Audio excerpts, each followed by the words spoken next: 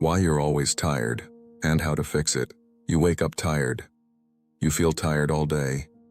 And even after sleeping, you're still exhausted. This isn't normal. And it's not because you're lazy. You're doing things every day that are draining your energy. Let's fix that.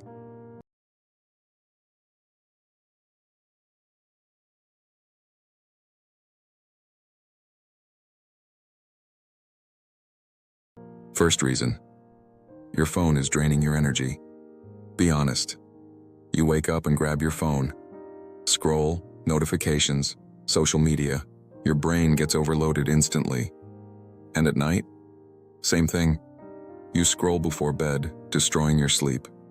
Fix this. No phone for 30 minutes after waking up. No phone 30 minutes before sleep. Second reason. Your sleep is broken.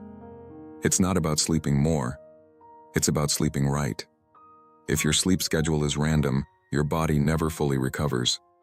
Fix this. Sleep at the same time. Wake up at the same time.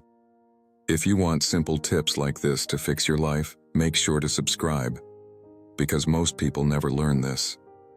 Third reason. Your habits are killing your energy.